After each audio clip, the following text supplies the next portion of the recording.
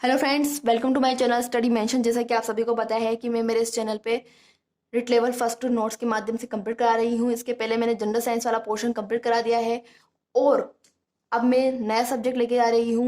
English में मैं पहले 2 टॉपिक पढ़ा चुकी हूँ, एक तो एलिजी और सोनेट। जल्दी से उसे पढ़िए और मैं इस वीडियो के डिस्क्रिप्शन बॉक्स में उनकी लिंक डाल दूंगी ताकि आप घर बैठे अपनी स्टडी को कंटिन्यू रख सके। तो चलिए शुरू करते हैं। शॉर्ट स्टोरी शुरू करने से पहले मेरे चैनल को लाइक कीजिए, कमेंट कीजिए, शेयर कीजिए और मेरे चैनल को सब्सक्राइब कीजिए, बेल आइकन को प्रेस कीजिए ताकि आपको सभी नोटिफिकेशन मिलते रहे और आप ऐसे ही पढ़ते रहें। यही मेरी इच्छा है और मैं इसी इच्छा को लेते हुए आपको नोट्स के माध्यम से सभी चीज़ें कंप्लीट करा रही हूँ और बिल्कुल एग्जाम ओरिएंटेड होंगे। कुछ ही मिनट की वीडियो होगी, उसे फटाफट से पढ़ लीजिए और फटाफट से अपने खुद के नोट्स बनाइए ताकि आप अच्छे से पढ़ सको। तो शुरू करते हैं। शॉर्ट स्टोरी एक फिक्शनल टेल होती है। फिक्शनल टेल फिक्शनल टेल यानी कि काल्पनिकता पे आधारित होती है, यानी कि ये एक इमेजिनेटिव होती है। इमेजिनेशन होती है इसमें। इसमें एक प्रकार की इमेजिनेशन होती है। ये एक फिक्शनल टेल होती है, काल्पनिक टेल होती है, यानी कि काल्पनिक कहानी होती है। इसके अलावा ये नेरेटिव होती है फॉर्म में। इसकी फॉर्म कैसी होती है?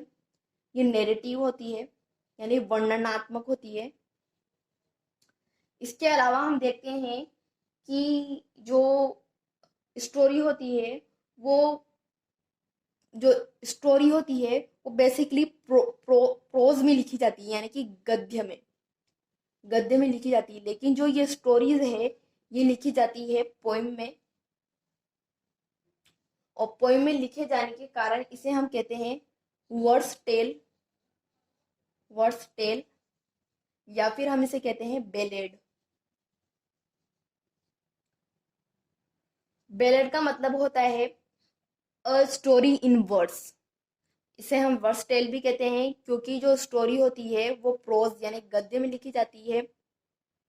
इस वजह से इसे हम वर्स टेल यानी कि बैलेट कहा जाता है।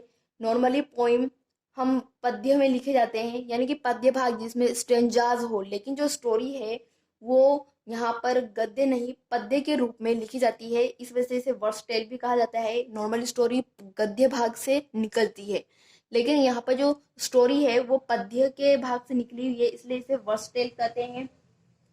इसके अलावा हम देखते हैं कि इसकी जो टोन होती है, यानी कि जो मोरल होता है वो डिडेक्टिक होता है, यानी कि शिक्षाप्रद होता है।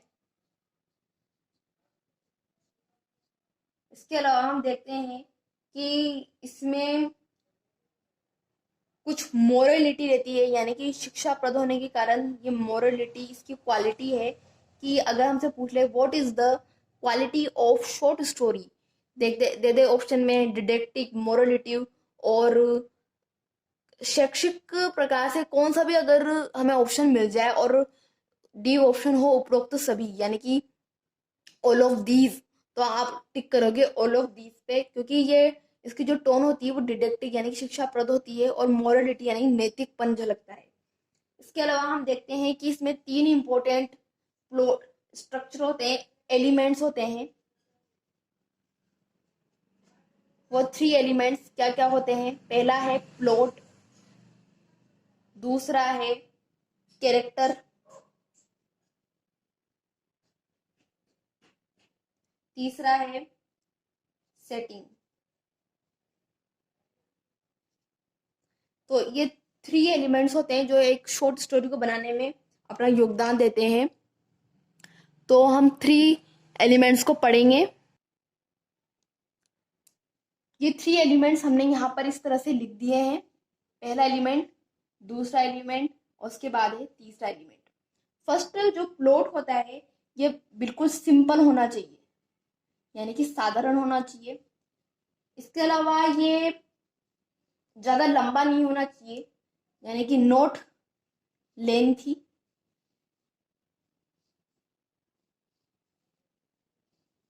सॉरी, यानी कि नॉट लेंथी होना चाहिए, यानी कि ज्यादा लंबा नहीं होना चाहिए। एम्बी गाउज होना चाहिए, एम्बी गाउज यानी कि स्पष्ट।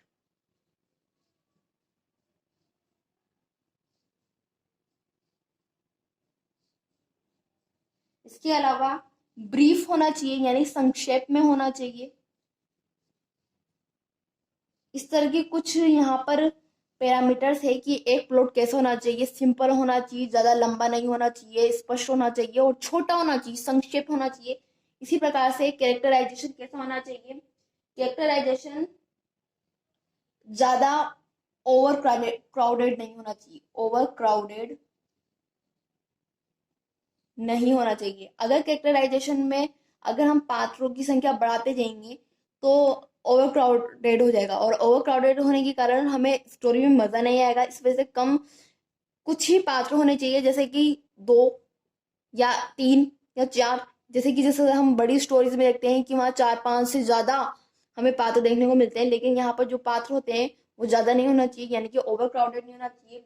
दूसरा जो ये है, जो सेटिंग होनी चाहिए, वो वेहन कब हो रही है घटित, वेहर कहाँ हो रही है घटित। इस तरह से हम कुछ पॉइंट्स है सेटिंग में कि ये जो घटना है ये कहाँ घटित हो रही है, कैसे घटित हो रही है, हाउ कैसे घटित हो रही है, और वाई क्यों घटित हो रही है। इस तरह के कुछ क्वेश्चन हमें देखने को मिलने चाहिए उस पोइम में। आगे हम देखते हैं। देखिए यहाँ पर जो शॉर्ट स्टोरीज है उसके बारे में हमने कुछ थोड़ा पढ़ा है, लेकिन इसके अलावा कुछ और भी पॉइंट्स है, जैसे कि जो स्टोरी होती है वो फेबल और पेरेबल,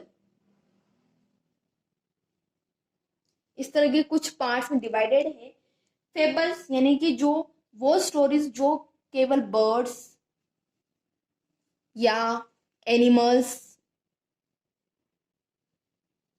पर लिखी जाती है, और वो स्टोरीज जो किसी पर्सन पर लिखी जाती है, या फिर ह्यूमन बींग, पर्सन को हम ह्यूमन बींग भी कह सकते हैं। और जो फेबल्स में जो बर्ड्स और एनिमल्स की जो स्टोरीज है वो सबसे ज्यादा किसकी फेमस है। हमारा एक राइटर है, उसका नाम है एसोप्स फेबल, और इन्हीं के नाम पर ही इस स्टोरी का काइंड आया है, यानी कि ये एक प्रकार का स्टोरी काइंड यानी कि टाइप बन चुका है स्टोरी का। जैसे कि आप देख सकते हो मालगुडी डेज, जो हमारे मालगुडी मालगुडी डेज जो हमारे बैचलर ऑफ आर्ट्स में दिया गया है, और ये लिखी थी हमारे लेखक R.K. नारायण ने। तो इस तरह से हमारी स्टोरी भी खत्म होती है। मिलते हैं नेक्स्ट वीडियो के साथ। अगर आपको मेरी वीडियो पसंद आए तो लाइक कीजिए, शेयर कीजिए, कमेंट कीजिए, और ऐसे ही वीडियो देखते रहिए। मेरे चैनल को सब्सक्राइब कीजिए, बेल आइकन को प्रेस कीजिए, और शेयर करना मत भूलिएगा, क्योंकि जिस तरह से आप पढ़ोगे और भी पढ़ेंगे, इस तरह से जब बच्चे पढ़ेंगे तो अपने एग्ज़ाम को फाइट करेंगे। और इसी के साथ पढ़ते रहिए। मिलते हैं नेक्स्ट टॉपिक के साथ। नेक्स्ट टॉपिक होगा हमारा ड्रामा। तो चलते हैं हम। आज के लिए इतना ही काफ़ी है। जय हिंद, जय भारत। और इस वीडियो के डिस्क्रिप्शन बॉक्स में मैं अगले जो 3 टॉपिक है उनको मैं पढ़ा चुकी हूँ, उनकी लिंक डाल दूंगी, और ऐसे ही पढ़ते रहिए। जय हिंद, जय भारत।